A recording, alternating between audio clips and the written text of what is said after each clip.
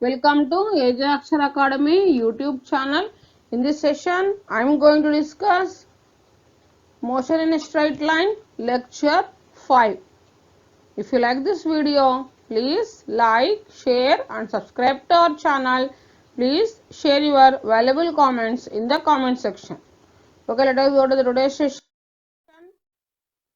Average speed and average velocity. Average speed and velocity. Average speed nothing but measurement of total distance covered in a given time. Nothing but the ratio of total distance to the total time taken. So average speed nothing but measure of total distance covered in a given time. Average speed is equals to total path length by total time taken. That is total distance travelled by total time interval. Next. Average velocity. Average velocity nothing but measure of total displacement covered in a given time. So the ratio of total displacement to the total time taken gives the average velocity. Average speed is a scalar quantity. Average velocity is a vector quantity. Average velocity is equals to total displacement by total time interval. Okay. Next.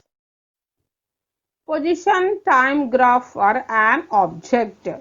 Now let us discuss. Here this is the first graph. Time is taking along x-axis and the position is taking along y-axis. This is the 0 is the origin and this behavior of this graph is a straight line. So this is moving with positive velocity. Next one. This is the second graph. Time is taking along x-axis and the position is taking along y-axis. So this is in this graph the body is moving with negative velocity.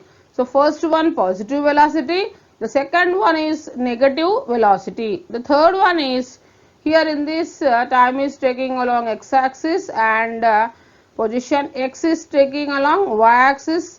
Here in this graph a parallel line, here it is a straight line which is parallel to the time axis. So the behavior of the graph is body is at rest.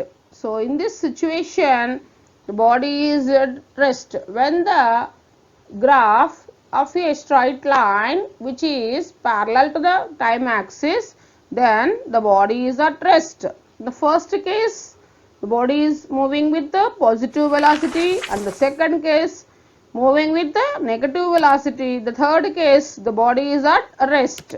Okay, next.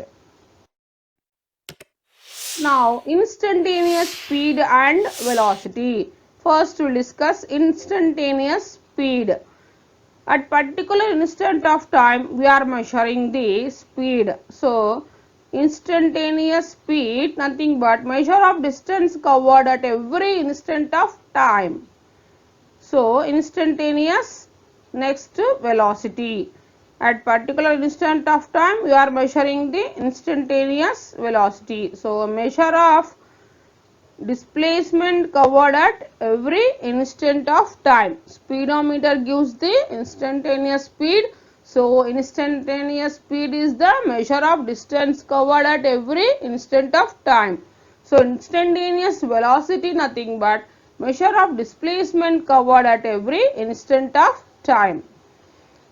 Now next, instantaneous speed. So let delta x be the distance travelled in the time interval t to t plus delta t, then average speed in the interval is v average is equals to delta x by delta t. Next, as delta t approaches to 0, the distance delta x also approaches 0. So, but the ratio delta x by delta t has a finite limit. So, v is equals to limit delta t tends to 0 delta x by delta t. So, next average velocity is equals to net displacement by total time taken. Next. Now instantaneous velocity. Let delta r bar is the displacement in the time interval delta t and the instantaneous velocity v bar of the particle at a time t is v bar is equals to limit delta t tends to 0 delta r bar by delta t. So that is dr bar by dt. Okay, next. Average speed and average velocity. Now, average speed is equals to total distance by total time taken, that is d by t. Average velocity is equals to total displacement by time, that is also d by t. So, next, now how is average velocity different from instantaneous velocity? Let us discuss. The average velocity does not give any details of the motion of the particle, only it gives the result of the motion. So, average velocity gives the result of the motion. So, next, the instantaneous velocity defines how fast the particle moves at a particular instant of time. So, which defines the fast the particle moves at a particular instant of time? Instantaneous velocity. So, which gives the result of motion? Average velocity. Next, linear motion. So, average velocity is equals to s1 plus s2 plus s3 by t1 plus t2 plus t3, that is total displacement by total time taken. So, in the place of s1 we can write v1 t1, v2 t2, v3 t3. So, it can be written as v1 t1 plus v2 t2 plus v3 t3 by t1 plus t2 plus t3. So, if a body travels with a velocity v1 for the first half of the journey time and with a velocity v2 for the second half of the journey time, then the average velocity v average is equals to v1 plus v2 by 2. So, here first half of the journey time with a velocity v2 v1, body travels with a velocity v1 for the first half of the journey time and velocity v2 for the second half of the journey time. So, then average velocity v average is equals to v1 plus v2 by 2. Next, if a body covers half of its journey with uniform velocity v1 and second half of the journey with uniform velocity v2, then the average velocity v average is equals to 2v1 v2 by v1 plus v2. Okay, next. If a body travels first one third of distance with the speed v1 and second one third of distance with the speed v2 and the third one third of distance with the speed v3, then average speed v average is equals to 3 v1 v2 v3 by v1 v2 plus v2 v3 plus v3 v1. Okay, next. Now I'll discuss MCQs. First one.